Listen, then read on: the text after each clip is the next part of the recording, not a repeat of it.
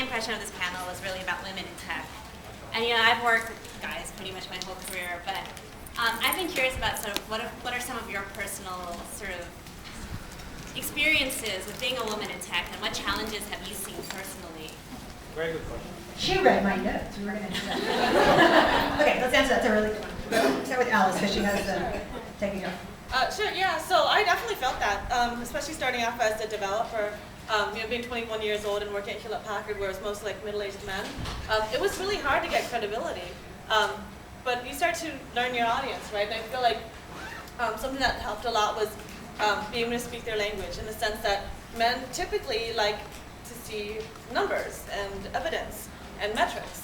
And if you can speak that language, I feel like you can make very convincing arguments to be very convincing. But it definitely was challenging. It's in a very male-dominated industry. I think being able to speak that language and building that credibility through learning how to resonate with men, really. That's a really good point, because I think really men and women all want the same things, they're just different culture, right? So if you're used to saying it in the emotional, and the men are used to saying it more quantitative, it's like we just need to speak the same language. Go ahead. I could talk about. Want to go down the line? I think everyone can answer this question. Can everybody hear me? No? Everybody's No. Yeah, I think that the attention on women in technology needs to be, and is becoming more and more positive. People are opening up their arms and offices to women more than they have been in the past. And I'm the only girl at my startup, with the exception of a part-time intern, who I wish I had her at the office more, actually. But so being surrounded by guys all day, all week, it can be hard. But I've seen that there really isn't anything from those guys in particular that is holding me back as a woman. In fact, they do nothing but help me, and I see that being more common practice now than ever before. So there's only good things coming in the future for women in the tech industry. So I'm really excited to see how we're going to be progressing. It's just, I think, the women themselves need to realize that there's not so much holding us back as there was before. So we need to be able to band together and support each other to continue moving forward. And along similar lines, what I've seen at larger companies like at Adobe Systems is that when the women know each other, they're powerful. And what we did was create women's affinity groups. That's right, Rosie the Riveter, right? A women's affinity group, which is basically, we did it in different ways. Some of my colleagues are here from Adobe. We did things like a book club where we read leadership books or articles from Harvard Business Review that we would talk about and figure out how we could take that and make it a career development opportunity for ourselves. Or we would have lunchtime talks where we would get together and simply share strategy. Across a large company, different groups have different strategies going on. So what are you doing in your group? What are you doing in your group? And be able to piece together the overall picture so that, again, the women maybe have some inside information that the guys might be getting on the virtual golf course, right? So look for opportunities to reach out to the other women that you do work with. That one intern, but strengthen numbers, definitely. Full-time intern, please. And where do you work in gaming, by the way? I work at Green. At Green.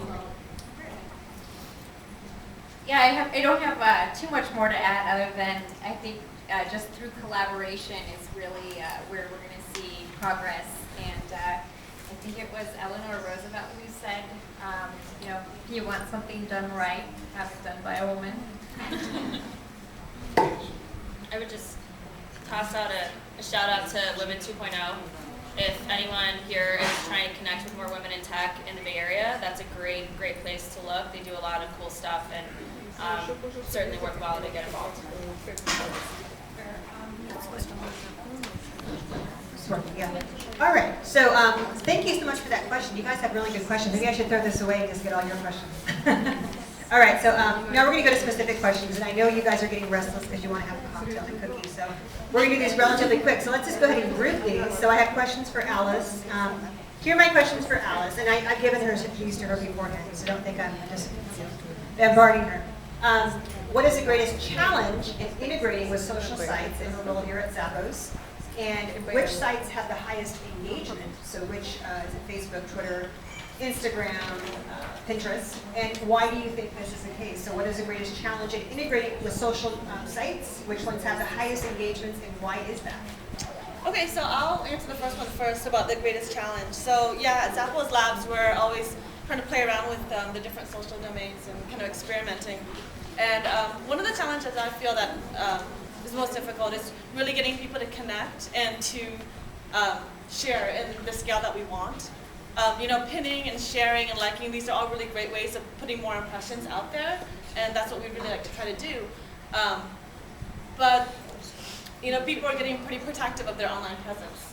Like, for example, how many of you guys have gotten something on your Facebook timeline that you did not know was going to show up because you authenticated something? Like, that happens all the time. So, and when we do our user testing, we notice that people are kind of hesitant to Facebook Connect because of this. So that's a really big shame because, you know, by doing something like Facebook Connect, we get a lot of information that's valuable, like who their friends are and what are their likes and their geography. And all these things can really build a very personalized shopping experience. There's been a few things that we've been able to do to try to get around that.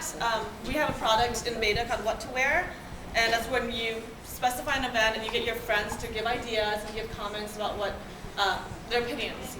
And we built it in such a way that we don't require authentication right away, because if we do and they don't know what it is, they're going to be scared off. So we, you know, have them engage with it, have them comment, add things, and only if they want to save do we have them authenticate. And what we're hoping there is that they've invested the time and hopefully an emotional connection to some of the things that they've chosen and what they've communicated, that will help them or encourage them to actually authenticate. The other product was pinpointing, and we actually have no connect at all for that. You just type in your username or Pinterest username and we give you recommendations. So you can type in your friends too. So that's kind of been a struggle, but that's something that I feel like there are ways around it. And then speaking of Pinterest, you know, people are they have very high standards of what kinds of pins they want on their board, because it's you know, a reflection of themselves. And that's something that, you know, we're trying to figure out as we're iterating at the labs here. But I've seen some interesting things, like I was reading recently that Victoria's Secret had a pin it to win it. And pin it to win it is really common. You may have seen this where it's like, you know, create a board on Pinterest and put products and you might win. They did a great job, because you go to the Victoria's Secret Facebook page, you enter the contest, all you have to do is pin 3 Victoria's Secret products, either from their Facebook page or their website, and then you can win like a gift certificate. And what's really interesting about this is they're combining various social sites, right? They've got Facebook, Pinterest, and, well, their own website, but it's kind of integrating their experience and doing marketing through these 3 different channels for one promotion. So these I've heard are pretty influential ways of getting people to engage more.